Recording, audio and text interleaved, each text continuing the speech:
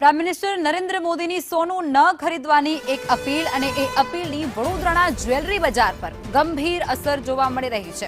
શહેરના ઐતિહાસિક માંડવી સોની બજારના 9 જેટલા જ્વેલર્સે પોતાના શોરૂમ વેચવા માટે કાઢ્યા છે, જેનાથી સમગ્ર બજારમાં ફફડાટ વ્યાપી ગયો છે। વૈશ્વિક યુદ્ધની સ્થિતિને કારણે પહેલેથી જ મંદીનો માહોલ ત્યાં જોવા મળી રહ્યો છે અને ત્યારે વેપારીઓ માટે આ અપીલ એક ખૂબ માઠી સાબિત થઈ છે। ધંધામાં થયેલા મોટા ઘટાડા અને વધતા દેવાને કારણે છેલ્લા 3 દિવસમાં અનેક વેપારીઓએ પ્રોપર્ટી વેચવા માટે બ્રોકરોનો સંપર્ક કર્યો છે। વડોદરાના જ્વેલરી ઉદ્યોગમાં સર્જાયેલી આ સ્થિતિ અત્યંત ચિંતાજનક માનવામાં આવી રહી છે। 1,80,000 ભાવ હતો। એ વખતે તો માર્કેટમાં ઓલરેડી મંદી ચાલતી હતી, પછી ધીરે ધીરે થઈને 1.5 લાખનો ભાવ આવ્યો।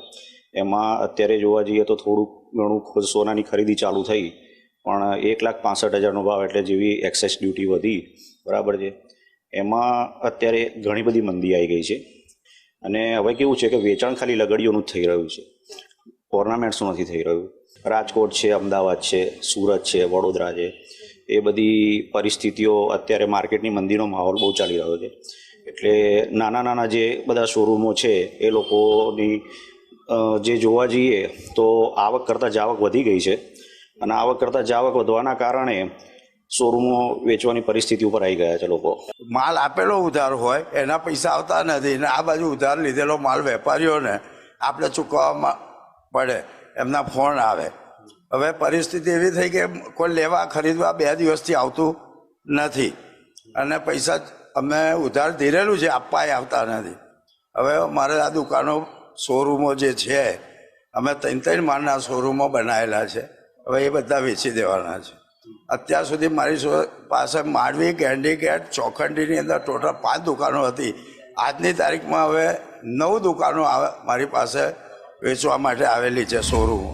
પશ્ચિમ દેશોમાં યુદ્ધને લઈને તણાવભરી પરિસ્થિતિ છે, અને ત્યારથી જ લગભગ દરેક ક્ષેત્રમાં હાલ અહીંયા મંદી આવી છે। પરંતુ જે રીતે અપીલ કરાઈ રહી છે કે ભારતવાસીઓએ સોનું ન ખરીદવું, તેને લઈને જે જ્વેલર્સ છે કે જેઓ પહેલેથી જ યુદ્ધની તણાવભરી પરિસ્થિતિ અને તેમાં પણ સોનાના જે ભાવ વધારો 1,80,000 કે 2 લાખ સુધી પહોંચવા આવ્યા, તેને લઈને ગ્રાહકો મળતા ન હતા। પરંતુ હવે જે રીતે સોનું ન ખરીદવા પર અપીલ કરાઈ રહી છે, વિદેશી જે મૂડી છે, વિદેશી મુદ્રા અહીંયા ન ખર્ચ થાય તે માટેની પણ અહીંયા જે આયોજન હાલ સરકાર કરી રહી છે, તેની વચ્ચે જે જ્વેલર્સ છે તે મુશ્કેલીમાં મુકાયા છે। અને જે રીતે માંડવી બજાર ખાતે જે સોની બજાર છે, જે નાના મોટા જ્વેલર્સ છે, તેઓ હાલ પોતાના જે શોરૂમ છે તે વેચવા કાઢી રહ્યા છે। તેમનું કહેવું છે કે એક તો પહેલેથી જ ભાવ વધારાને લઈને અહીંયા તેઓ મુશ્કેલીમાં હતા, અને તેમાં પણ હવે સોનું ન ખરીદવાની જે અપીલ કરાઈ ત્યારબાદ બિલકુલ ગ્રાહકો નથી આવતા।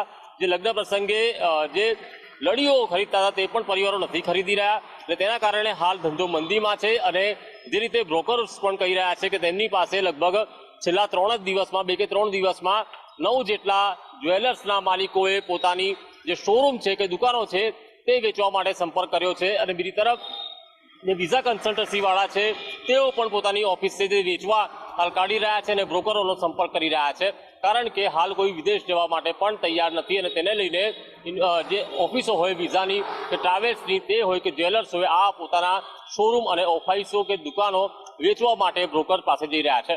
કેમેરા પર્સન નિકેશ વડન સાથે કુણાલ શર્મા, સંદેશ।